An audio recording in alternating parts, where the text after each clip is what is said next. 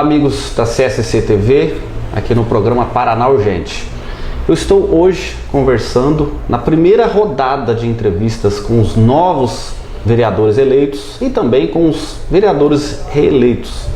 Então nós estamos iniciando até por ordem alfabética, né? Nós estamos aqui com a professora Ana Lúcia, né? Sim. Eleita vereadora aqui em Maringá pelo PDT com 2.707 votos. A professora Ana Lúcia tem um currículo aí invejável, né? Mais de 30 anos aí no setor público também, né? De ensino. Pode corrigir quando a senhora me achar que deve corrigir, certo? Também tem uma história política, certo? A senhora foi candidata a vice, né? Na eleição passada. Exatamente. Isso. E agora, candidata pelo PDT, conseguiu almejar aí o sucesso da vitória. Primeiramente, gostaria de agradecer a senhora por disponibilizar o tempo aqui no seu gabinete, né? E participar conosco do nosso programa aqui no Paraná Urgente, tá bom? É um grande prazer, porque falar sobre a atuação pública, Clécio, falar sobre a minha vida, que você mesmo disse, né? Ela foi inteiramente no mundo do trabalho como servidora pública, né? Tirando um comecinho de carreira lá, enquanto eu estudante, era uma funcionária, né, de uma empresa bancária para poder bancar os meus estudos, inclusive. Sim. Mas depois disso, né, eu terminando a universidade, ali quase finalizando, praticamente assim, eu já tinha, né, inclusive me formado, eu decidi que eu não queria continuar atuando num banco, por várias razões, né? E aí comecei a me preparar um pouco para fazer algum concurso, né? Bem nova ainda, tinha 22 anos, mas eu já sabia que eu gostaria muito de atuar como servidora pública, né? E apesar de não ter feito, né, ao longo da minha adolescência, enfim, mesmo depois quando entrei na universidade, eu não fiz magistério, né?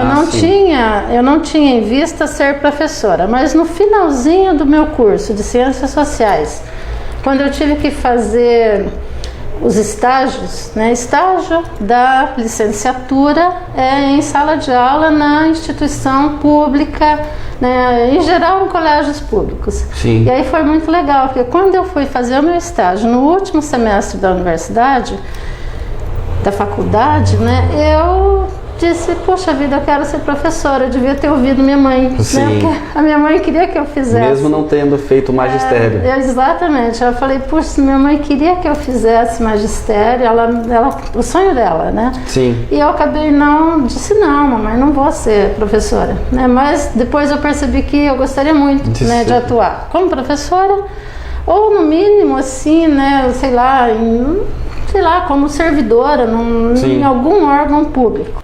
A vida também não era fácil. Não era fácil. Trabalhar no sítio, morar no sítio, andar 4 quilômetros para poder estudar. Aí que despertou então essa vontade de servir politicamente?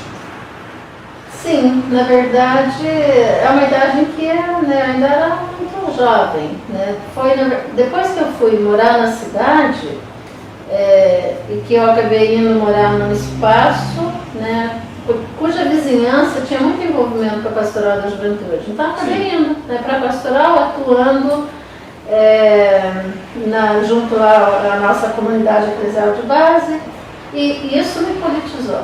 Eu acho que é bem nesse momento aí, então, que eu vou em busca de fazer eu escolho um curso, né, fui fazer, e na universidade aí sim, né, aí a universidade é um espaço, né, eu me envolvi inclusive com a política estudantil, né, fui candidata... Os movimentos estudantis, né? Entrando no campo político, a senhora foi militante de movimentos sociais. A senhora já foi também do Partido dos Trabalhadores?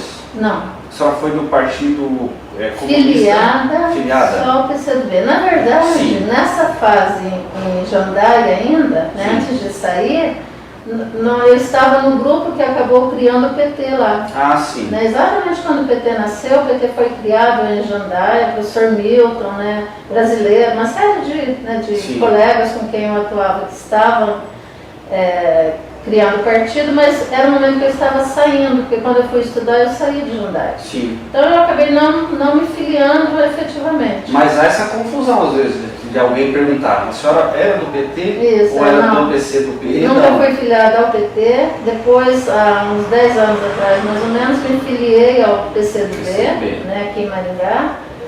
E aí fiquei no PCdoB até agora, quando eu saí do partido por falta de um projeto. Né? O partido não teria um projeto para 2020 com possibilidade de eleger. Claro. Né?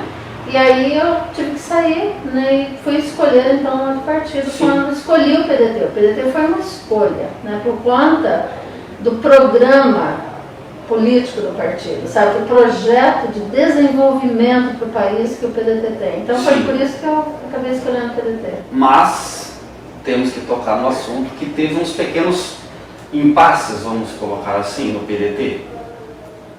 Sim, teve alguns impasses que é notório, a imprensa noticiou, né? A senhora foi até notícia em outros estados também, por uma questão do quê? De afinidade?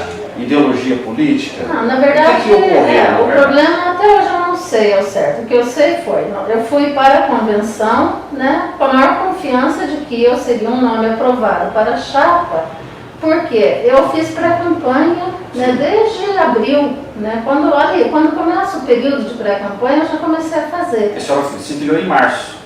Me filiei em abril mesmo. Em abril desse ano de 2020? Acho que sim, me filiei nas vésperas de acabar o prazo. Sim, o prazo normal. Talvez em março, talvez foi final de março realmente. Ali março, abril, aberto o processo, né, de pré-campanha, eu comecei a fazer esse processo para me cacifar e para me credenciar a ser candidato. Sim, como então, aí fiz uma belíssima pré-campanha, né, já atuando com o coletivo de mulheres, né? A gente organizou inclusive um coletivo das candidatas do PDT, fizemos lives, né? Dali, inclusive a gente acabou idealizando e formando um movimento maior. Mais mulheres no poder. Mais mulheres no poder, né? Que é um grupo que agregou 85 candidatas a vereadora de 18 partidos políticos, um movimento belíssimo, né? Suprapartidário, né, que objetivava nos preparar todas as candidatas para sermos, né, irmos para a campanha, né, com o menor sofrimento. Porque de fato as mulheres ainda sofrem muito no mundo da política. Não somente no mundo da política, nós vemos aí que as mulheres também sofrem no campo empresarial, no campo profissional de empregos, né? Então nós temos assim, realidade, né? As mulheres são a maioria em números, né? Mas ainda são a minoria em alguns setores da sociedade, infelizmente, né? Olha, eu te diria o seguinte, as mulheres estão em todos os setores da sociedade, menos nos cargos de decisão. Aí quando se trata dos espaços de poder e dos cargos de decisão, aí as mulheres não conseguem chegar. E na política é muito preocupante isso, por quê? Porque as mulheres entram, que hoje a lei define, né, uma proporcionalidade de 30% de gênero, ou seja, uma chapa não pode ter só homens nem só mulheres. 30% de gênero. Então acaba que sendo que a mulher é sempre mais difícil, né, de vir para a política por conta de um conjunto, né, desses problemas que ela enfrenta na política. Por exemplo, a gente percebeu que nas últimas 3 eleições em Maringá, 80% das mulheres que compuseram as chapas não fizeram parte da eleição seguinte. Aí na eleição seguinte, várias outras novas mulheres, aí elas vêm para a política, mas elas veem assim, tanto sofrimento, tanto descaso e abandono e falta de estrutura, porque eu vou te falar a verdade. Desanima daí. desanima, elas não voltam a ser candidatas novamente. Sim. Aí os líderes partidários vivem em busca de novas lideranças, novas mulheres para compor os 30%. Sim. Né? Então foi, e além do fato de que aqui em Maringá a gente tinha nenhuma mulher, né? 0 mulher no legislativo, o que é inadmissível numa cidade como Maringá. Uma cidade do nosso porte, né, com o nosso perfil, você não pode admitir que não tenha. Não, e nós temos aí mais de... nós temos 15 vereadores hoje representando, né, e só, nessa legislatura 2 mulheres. Eu comentei várias vezes nos meus programas lá que o Maringá necessitaria de mínimo 6 mulheres representando. Isso. No mínimo, eu achava, na minha concepção, 6 mulheres. E apenas 2. Né? Por isso ainda é ruim? Claro. Né? Qual é o nosso objetivo do movimento Mais Mulheres no Poder? Era eleger uma bancada de mulheres. Sim. Então vamos nos preparar, porque até 100 votos, tá? A gente diz inclusive que tem muito a ver com, os estudos mostram isso, tem muito a ver com o capital pessoal, sabe? Assim, com o que a pessoa conhece, a atividade de trabalho que ela tem, a atividade social que ela desenvolve e tal. De 100 votos para cima é a estrutura partidária. Se não tiver apoio do partido, esquece. Sim. Entendeu? Não tem, é difícil fazer voto. E então, né, é claro que a gente fez então todo esse movimento para dar esse suporte, né, para as candidatas, para a gente conseguir ter uma bancada. Que não pode não ser nessa eleição, mas o movimento é um movimento que veio para ficar, né, e nós vamos continuar preparando, inclusive agora, né, o conjunto a maioria das mulheres que esteve conosco no movimento como candidatas, como pré-candidatas, depois candidatas, elas se mantêm no movimento. É isso que eu ia perguntar, porque a ocasião de não se eleger mais não é devido à dispersão assim, das próprias mulheres, às vezes? Que no passado, como a senhora mesmo disse, né? No passado, em outras eleições, elas se candidataram e depois não se quiseram ser candidatas novamente. Essa dispersão que houve no passado, é isso que vocês querem meio que corrigir agora, para que na próxima eleição tenham mais representantes. Nós vamos chegar daqui a 2 anos com esse grupo e com todas as demais que forem ser candidatas, entendeu? Que quiserem ser e se preparando para ser candidatas. Poucas serão daqui a 2 anos, mas daqui a 4 anos, todas que se mantiverem no movimento, e hoje ainda nos mantemos quase que a totalidade do grupo, todas que quiserem, né, vão ser candidatas e vamos estar muito melhor preparadas, e a gente mantém, isso que é importante, exatamente isso, um espaço de apoio, sabe? Um espaço de formação, um espaço de adquirir informações e nos preparando, porque infelizmente os partidos não têm dado isso. Os partidos é que permitem essa dispersão que você falou. Sim, eles não dão o real suporte. Exato, exatamente. Os partidos políticos, vou perguntar para a senhora. A senhora acha que os partidos políticos são machistas? Os dirigentes a maioria são machistas. Os dirigentes, né, não são diferentes do conjunto dos homens da nossa sociedade. Infelizmente, a sociedade brasileira, vamos falar só do Brasil, ela é uma sociedade machista. Né? Nós temos uma cultura machista, nós temos uma cultura em que realmente o homem é que domina. Né? O homem ele é extremamente dominador. Né?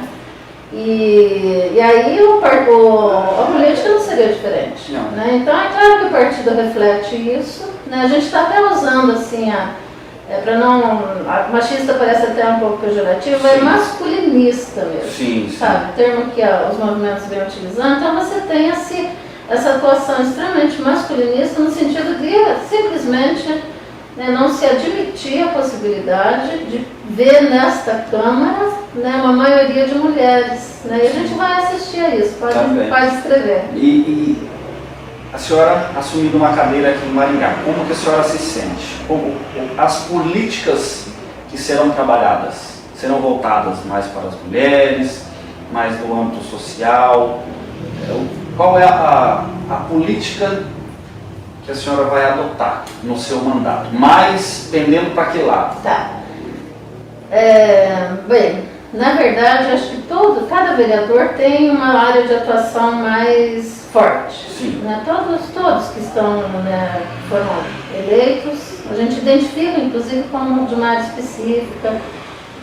A minha, né, eu sou da educação, né? Então, quer dizer, eu tenho um campo, né, que faz parte da minha vida, né? De fato, a questão da educação, inclusive porque eu acredito que é por meio do investimento em educação que o país pode sair de toda e qualquer crise. Sabe? É por meio do processo de educação que a gente vai ter uma sociedade mais humanitária, uma sociedade menos masculinista ou menos machista, entendeu? Uma sociedade menos violenta, uma sociedade mais solidária. A educação são os valores transmitidos, né, pela educação que a gente que pode de fato transformar a nossa sociedade. Agora, essa transformação a gente sabe que não é rápida, ela não se dá numa geração, né? Se a gente investir pesado, e precisamos investir, né, porque o Plano Nacional de Educação e a Política Nacional prevê 10% do PIB para a educação, que vai galgando ano a ano até, quem sabe, a gente alcançar, de fato, esse investimento de 10%, porque aí está a saída para nos tornarmos um país soberano, nos tornarmos autossuficientes do ponto de vista de ciência e tecnologia, para não precisar ficar pagando royalty para outros países. Então, a educação para mim é fundamental. Nesse sentido, eu vou atuar. O seu mandato, então, vai ser mais voltado para a área educacional? Não. Eu vou atuar na educação, né? Porque ela é importante para mim. Todavia, a minha bandeira realmente, né, o meu campo de atuação em relação às políticas públicas são as políticas urbanas. Né? A questão da cidade, a questão do desenvolvimento local e regional. Inclusive, a senhora está com o mapinha aberto aí, estudando aqui, né? Exato. Esse aqui, inclusive, já é um objeto que fez agora que todos os 15 vereadores, né, atuassem em relação a um desses grandes projetos urbanos que está previsto, né, para acontecer em Maringá. Sim. Por quê? Porque é a minha vida, de fato, assim, a minha formação, né, na pesquisa, a minha atuação nos últimos 15 anos na universidade e na região toda, tem a ver com esse processo de desenvolvimento urbano, né, tem a ver com a ocupação do espaço, tem a ver com a periferização, né, das pessoas em que você deixa, né, camadas. Na verdade, assim, grupos gigantes de pessoas vivendo, né, mais nas áreas periféricas dentro do município, onde a qualidade de vida maravilhosa que tem em Maringá, os altíssimos indicadores não chegam. Não chegam. Nós estamos falando de uma cidade que de fato é muito legal, mas ela não é bacana com todo o seu território. Ela tem as suas falhas. Tem seus problemas. Então é preciso, né, por meio das políticas públicas e do investimento de recursos, fazer esse equilíbrio. Né? Exato. Sim. Então a minha atuação vai estar principalmente, a minha bandeira, meu carro-chefe são essas políticas. Sim. Que bom. Agora, a questão das mulheres também é importante demais. Isso que eu ia perguntar. Então, onde nós tivemos aí, né, o programa vai ser hoje. Nós estamos aqui uma tarde na Câmara de Vereadores, nosso programa vai agora, essa entrevista vai ao ar agora às 19h15. Ontem, nesse final de semana, nós tivemos aí algumas manifestações, no caso da Magol, nós tivemos outras manifestações também, no caso de mulheres que sofrem violência de todas as formas, né? E como eu trabalho na área de comunicação, vendo essas manifestações e ao mesmo tempo recebendo notícias de mulheres que foram agredidas, mulheres que tomaram facada, mulher que foi agredida com garrafa. Então, em Curitiba, enquanto estava vendo um ato em Maringá, estava acontecendo em Curitiba, em Londrina, em Cascavel, Foz do Iguaçu, Ponta Grossa, mais coisas assim contra as mulheres. Mais violência. Mais violência. Pois é, eu estive lá no ato, né, que lembrou um ano da morte da Mabó. Eu não consigo falar sobre isso sem me emocionar, Ah, sabe? eu acho que todos nós. Clécio, porque é de uma violência, né, o que aconteceu com a Maguá, mas não é o único caso, infelizmente. Se fosse a única ocorrência, né, em vários anos, a gente ainda sentiria imensamente. Sim. Mas o que aconteceu com a Maguá, depois disso, se repetiu mais de 17 vezes na região. O feminicídio está aumentando, né, a cultura do ódio que está hoje sendo disseminada, sabe, desde a capital do país, né, enraizando por todo o território nacional, porque hoje parece que os violentos estão autorizados a serem violentos. Infelizmente a gente percebe isso. E a rede social, ela é responsável também? Na verdade é evidente, né, porque onde que a gente vê? Você vê então reproduzir, né, a partir de uma cultura que começa a ser disseminada na internet hoje, inclusive, então, né, uma cultura de ódio e de autorização para matar. É isso que a gente está vendo, o incentivo à violência. Gente, isso é inadmissível. Isso rompe, na verdade, Clécio, os laços de sociabilidade. Porque o que é o agrupamento? O que é a sociedade? A sociedade é um monte de indivíduos diferentes, sim, totalmente diferentes, que constituem, sabe, padrões em que todos acreditam, né? A gente acredita nesses valores, né? A gente quer desenvolver esse tipo de sociedade, a gente quer, né, viver em paz, a paz, sabe, a harmonia, a igualdade. Sim. São valores que a humanidade, que a nossa civilização foi construindo. Então tem um projeto de civilização em andamento. E aí, de repente, a gente chega num momento se perdendo, em que esse processo de civilização começa a dar passos para trás. Né? Quando você vê, contrariamente a isso, gente fazendo arminha, sabe? Gente disseminando o desrespeito à mulher. A gente vê políticos fazendo gestos obscenos para as mulheres, em espaços públicos. A gente vê dirigentes, né, da grande política nacional disseminando ódio contra as mulheres, praticando, servindo inclusive de péssimos exemplos. Então, a sociedade tem que falar não a isso.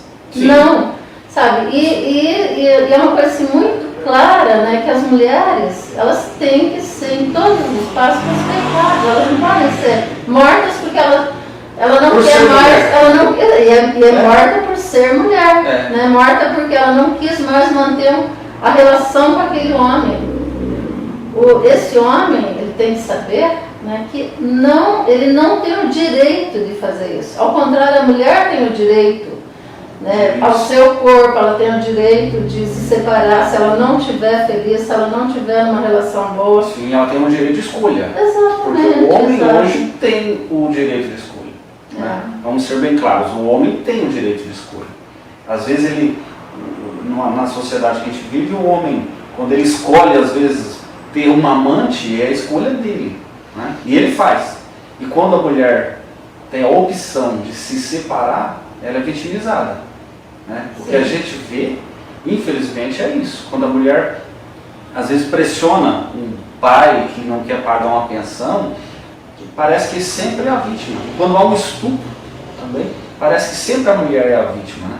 A grande vítima da violência sexual são as mulheres. São as mulheres. Os homens também são. A gente viu recentemente, né, um estudante da UEM ser violentamente agredido, atacado, sim, quase levado à morte. Devido também à opção.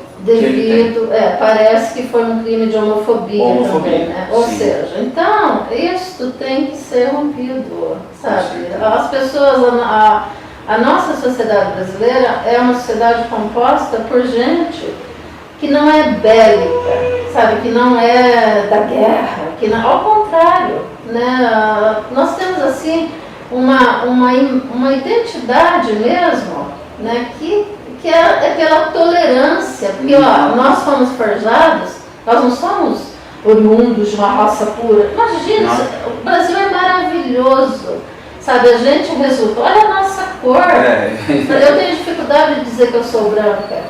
Né? Toda vez que eu vou anotar numa ficha, eu falo branca. Não, como que eu sou o Brasil branca? não é país de brancos. Não, nós somos absolutamente miscigenados. Sim. E isso gerou um processo assim, de tolerância, de reconhecimento da diferença. Sim. E nós somos a maior, talvez seja a maior diferença do mundo, né? Que resultou numa nação extraordinária. Sim.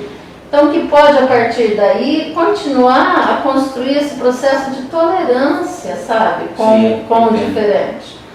E aí, esse povo tem que dizer não à intolerância, ao ódio, porque senão a gente, infelizmente, a gente vai continuar vendo esses índices de violência estão presentes em todo o país. Né? Contra de várias formas. Violência Não só urbana contra a em mulher, geral, né? violência urbana em geral, violência em geral. Então é preciso que nós digamos um basta. Tá Né? certo. É exatamente isso. Quando a mulher disser não, é não, é não. Eu acho que esse é um recado assim, muito, muito simples, mas muito Sim. importante, sabe? Não é não. Tá certo. É assim. Professora, eu vou convidar a senhora para estar conosco durante o ano. Convido a ir também no Paraná Urgente ao vivo, todos os dias, das segunda a sexta, às 19h15. Né? Eu convido a senhora a estar conosco lá. Quando a senhora achar qualquer pauta que a senhora achar importante, a senhora pode nos acionar. Venho aqui, gravo, faço ao vivo. Eu quero dizer para a senhora que o nosso canal de comunicação está aberto à senhora, tá? Como pessoa, como professora, como educadora e agora também como política. Tá? O nosso canal está aberto e as portas estão abertas para quando a senhora achar necessário. Tem uma pauta que é necessária, a senhora pode nos acionar, que eu terei o maior prazer de estar aqui conosco. Muito obrigada. Com a senhora entrevistando novamente. Eu agradeço muito, Cláudio, porque eu defendo a transparência nas ações de todos os agentes públicos. Então, quanto mais a gente tiver canais de comunicação, quanto mais a gente puder falar com as pessoas sobre as ações, né, que os legisladores, todos os vereadores, né, estão fazendo, tanto mais a população vai participando. Né? E é muito importante que, terminada essa fase de pandemia horrível em que estamos, né, poderíamos estar já com o processo de vacinação muito adiantado, mas se livrar disso aqui. exatamente. Mas graças ao péssimo governo que nós temos nesse país, a gente não tem hoje ainda, né, nem sabemos quando seremos vacinados. Mas nós estamos, né, graças inclusive ao Dr. Manuel, uma atuação uma ação que eu apoiei desde o primeiro momento, estamos tentando levar, vamos botar isso, né, na pauta, levar pelo menos uma das sessões, das 2 sessões da semana, uma vai para a noite. Por quê? A gente quer as pessoas participando. Né? Aqueles trabalhadores que não poderiam estar aqui de dia, de noite, né, vai ter pauta a ser tratada, né, ele vai poder vir participar. Então eu acho importante demais. Aí quanto mais puder falar sobre o que está acontecendo aqui melhor, e eu agradeço sim o canal e pode ter certeza que vou acionar esse seu oferecimento. Pode ter certeza que nós iremos retornar aqui. Muito obrigado pela entrevista, tá? E voltamos amanhã com o nosso programa, o Paraná Urgente, a partir das 19h15.